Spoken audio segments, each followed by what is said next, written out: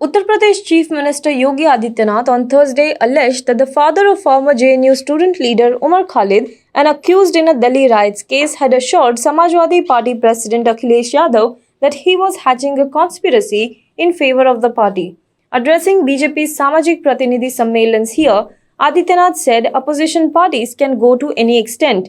You must have seen who recently came to meet a party, Umar Khalid's father, who says Bharat Tere Tukde Honge.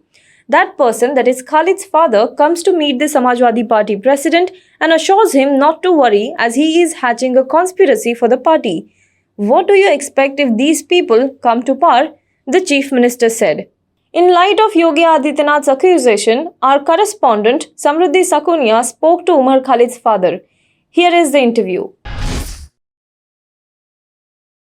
योगी साहब ने कहा है Khalid father hatching conspiracy with Akhilesh Yadav.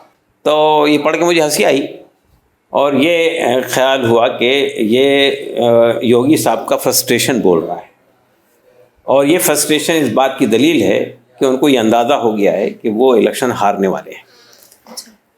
और अब वो जिस सतह पर उतर आए हैं इस काम के लिए कि वो अगर हमारी कोई बात अखिलेश यादव से हो रही है, कोई गठबंधन की बात हो रही है, तो उससे इतना परेशान हो गए वो कि वो उसमें कंस्पिरेसी ढूंढ रहे हैं कि कोई कंस्पिरेसी हम कर रहे हैं और वो कंस्पिरेसी जो है वो अखिलेश यादव के साथ मिलकर की जा रही है। तो ये बिल्कुल बेबुनियाद बात है, बिल्कुल एक भोंडा मजाक है जो उन्होंने हमारे साथ किया। जहाँ तक वेलफेयर पार्टी का ताल्लुक़ है, वेलफेयर पार्टी पिछले 11-12 साल से इस देश में काम कर रही है। उसकी राजनीति मूल्यों पर आधारित होती है और वो एक वेलफेयर स्टेट के लिए काम कर रही है। और वेलफेयर पार्टी ऑफ इंडिया जो है उसने कभी भी किसी पर्टिकुलर कास्ट या कम्युनिटी की बात नहीं की है, सबकी बात की है, सबको साथ लेकर चलने की बात की है। हमारी पार्टी बुनियादी तौर पर इस देश के अंदर एक ऐसा विकल्प खड़ा करना चाहती है जो समाज के अंदर जो कम्युनल, क्रिमिनल, अवसरवादी और करप्ट पॉलिटिक्स है उसको रिप्लेस किया जाए और यहाँ पे का ऐसा लोकतंत्र हो जो पार्टिसिपेटिव हो, इंक्लूसिव हो। यहाँ पर जो रिसोर्सेज हैं उनका यानी इक्विटेबल डिस्ट्रीब्यूशन हो पब्लिक के दरमियान। तो ये जो इल्ज़ाम लगाया है इन्होंने बिल्कुल बेबुनियाद इल्ज़ाम। जहाँ तक उमर खालिद का ताल्लुक़ है, हर आदमी जानता है, दिल्ली में भी और दिल्ली से बाहर भी और पूरे देश में और देश से बाहर भी, उमर खालिद एक एक्टिविस्ट है जो समाज की इश्यूज़ पर लड़ाई लड़ता रहा। और ये जो दिल्ली के दंगे थे, किसने कराए थे, क्यों कराए थे, ये बात भी सबको मालूम है। पुलिस की चार्जशीट चाहे जो भी हो, लेकिन हर आदमी, कॉमन आदमी भी जानता है कि दिल्ली के दंगे किसने करवाए थे और क्यों करवाए। उमर खालिद को बेबुनियाद इल्ज़ामात पर फंसाया गया है और हमें उम्मीद है आज नहीं तो कल वो बाहर आ जाएंगे, इल्ज़ाम साबित नहीं हो सकेगा। लेकिन हम योगी साहब से ये कहना चाहते हैं, अगर उनका ख्याल है कि उमर खालिद दिल्ली के दंगे भड़काने वाला है, तो अगर उस पर से इल्ज़ाम से वो बरी हो जाएगा तो वो इल्ज़ाम को योगी साहब को ले लेना चाहिए, क्योंकि उन्होंने इल्ज़ाम लगाया है। और ये हमारे यहाँ का इस्टेब्लिश्ड कानूनी उसूल है अदालत का कि a person is innocent unless he is prove guilty by the court of law. अगर वो कोर्ट ऑफ लॉ से गिल्टी नहीं हुआ तो उस पर चाहे कितना ही ख़तरनाक इल्ज़ाम लगा दिया जाए, वो इनोसेंट है जब तक कि अदालत से उस पर इल्ज़ाम साबित हो। तो इसलिए ये बेबुनियाद बात है जो उन्होंने उमर के बारे में कही। दूसरी बात उन्होंने उमर के बारे में ये कही कि वो टुकड़े टुकड़े गैंग के आदमी हैं। पहली बात तो ये कि टुकड़े टुकड़े गैंग कौन सा है, ये पार्लियामेंट से हमने RTI मालूम किया तो उन्होंने कहा ऐसा कोई गैंग हमारे इल्म में नहीं है।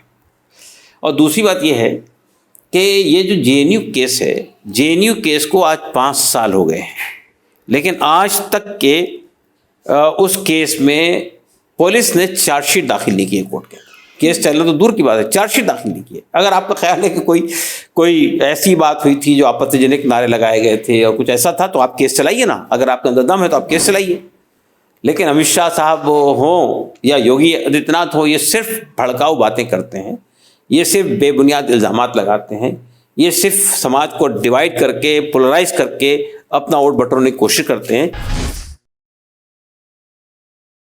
देखिए, जहाँ तक 2014 में जो मोदी साहब आए थे तो वो विकास की बात करके आए थे, सबका साथ, सबका विकास, सबका विश्वास की बात उन्होंने कही थी, अच्छे दिन आने की बात कही थी, 2 करोड़ जॉब की बात कही थी, किसानों को MSP देने की बात कही थी। ये डेवलपमेंट के इशू पे उन्होंने 2014 का इलेक्शन लड़ा था। उस वक्त कोई कम्युनल बात नहीं कही थी।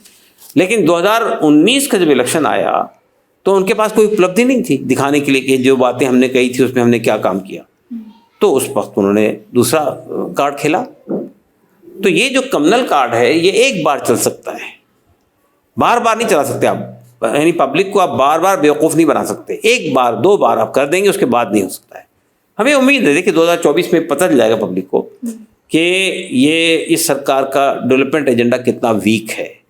हमारा देश में जो महंगाई की दर है वो कहाँ पहुँच गई है, पेट्रोल और डीजल के दाम जो है वो कहाँ से कहाँ चले गए हैं, और कोविड को जिस तरह से मिसमैनेज किया है सरकार ने वो भी सबके सामने, वैक्सीन के मामले को किस तरह मिसमैनेज किया गया वो भी सबके सामने, फिर लॉकडाउन में जिस तरह से इतने बड़े पैमाने पर लोग माइग्रेंट वर्कर बेरोज़गार हुए और लोग बेरोज़गार हुए वो भी सबके सामने। उसके लिए कोई वो नहीं है। PM केयर फंड बना लिया, और PM केयर फंड के बारे में आप आज ये कहते हैं कि वो सरकार का ट्रस्ट नहीं है, वो है प्राइवेट ट्रस्ट है। और PM केयर फंड क्यों नाम है उसका, और आपने पैसा बटोर लिया उसका, आप वो भी दे रहे नहीं RTI के उससे कि नहीं वो हम नहीं देंगे। तो ये जो बातें हैं ये शो करती है कि आप बार बार किसी आदमी को, देश की जनता को बेवकूफ़ नहीं बना सकते। हमारा अंदाज़ा है कि 2022 में योगी सरकार और 2024 में मोदी सरकार का खात्मा।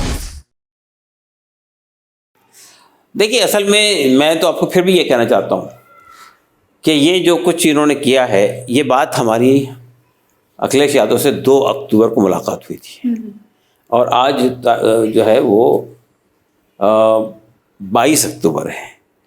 तो 20 दिन तक आपने क्यों इंतज़ार किया? तो इसका मतलब ये है कि उनको ये अंदाज़ा हो रहा है कि धीरे धीरे उत्तर प्रदेश का माहौल अखिलेश यादव के हक़ में बनता जा रहा है, और उनको ये लग रहा है कि हमारी ज़मीन नीचे से खिसक रही है। तो अब उनको ये मुद्दे मिल रहे हैं उठाने के लिए, तो उन्होंने ये मुद्दे निकाले। और मेरा बैकग्राउंड देखकर ये देखा कि मैं तो उमर खालिद का फादर हूँ। भाई, मैं वेलफेयर पार्टी ऑफ इंडिया का नेशनल प्रेसिडेंट हूँ। 11 साल से ये पार्टी काम कर रही है। देश के अन्य भागों के अंदर उसने इलेक्टोरल यानी सक्सेस भी हासिल की है। तो आज अगर आप उसको बात ये कहते हैं कि साहब वो एक कंस्पिरेसी बना रहे थे, तो कौन आदमी इस पर बिलीव करेगा? ये मैं सिर्फ ये कहना चाहता हूँ, ये इनका फ्रस्ट्रेशन है जो उसने इस शक्ल में सामने आ रहा है। देखिए, हमारी पार्टी जो है, देखिए मैं ज़ाहिर है कि एक कम्युनिटी को बिलोंग करता हूँ, लेकिन पार्टी किसी कम्युनिटी की पार्टी नहीं है। वेलफेयर पार्टी एक प्लूरल पार्टी है जिसमें मुस्लिम भी है, हिंदू भी है, सिख भी है, ईसाई भी है, सब धर्मों के लोग उसमें मौजूद हैं, दलित भी है, आदिवासी भी है। पार्टी की ऑफिस बियरर्स के अंदर भी ये रिफ्लेक्शन आपको मिल जाएगा। तो ये कहना कि साहब वो किसी पर्टिकुलर कम्युनिटी की वजह से हमको टारगेट किया गया, ऐसा नहीं है। हमारी पार्टी, वेलफेयर पार्टी पर ये इल्ज़ाम कोई नहीं लगा सकता। Welfare party is a plural party.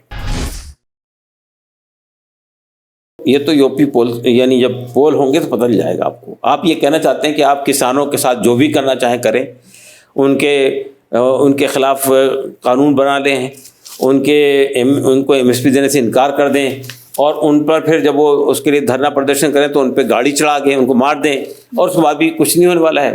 तो इतने बेहिस नहीं उत्तर प्रदेश के लोग। उत्तर प्रदेश के लोगों के बारे में अगर आप ये समझते हैं कि आप चाहे कुछ भी कर दें, जनता को मार दें, उनके राइट छीन लें, उनको जेलों में बंद कर दें, उनके ह्यूमन राइट्स पे हाथ डाल दें, औरतों का बलात्कार हो जाए, दलितों के साथ जुल्म हो, और उसके बाद उत्तर प्रदेश की जनता उस पर कोई आवाज़ ना उठाए, उसका कोई बदला ना दे आपको, ऐसा पॉसिबल नहीं है। ये अगर ऐसा होता है तो हम समझते हैं कि उत्तर प्रदेश से ज़्यादा, यानी फिर आप ये साबित करने की कोशिश करेंगे कि उत्तर प्रदेश के लोग बेहिस लोग हैं, उनको कोई असर नहीं होता है सब चीज़ों का। ऐसा नहीं है। हमारा मानना ये है कि इसका असर आपको 2022 के इलेक्शन में नजर आ जाएगा। देखिए, अखिलेश यादव जी के साथ में हमारी 3 मुलाकातें अब तक हो चुकी हैं, और आखिरी मुलाकात में हमारे दरमियान इस बात पर सहमति हो गई कि हम लोग एक गठबंधन में शामिल होंगे अखिलेश यादव साहब के साथ में, और हम इलेक्शन लड़ेंगे साथ में ही, और हम कुछ सीटें भी उनसे लेंगे। इन बातों पर हमारी सहमति हो गई है, तो ये होगा। लेकिन बहरहाल देखिए, असल इशू ये नहीं है कि हम सीट लेते हैं, कितना लड़ते हैं। हमारा असल मुद्दा ये है कि कम्युनल सरकार को जाना चाहिए और इंसाफ पर मबनी सरकार को वापस आना चाहिए।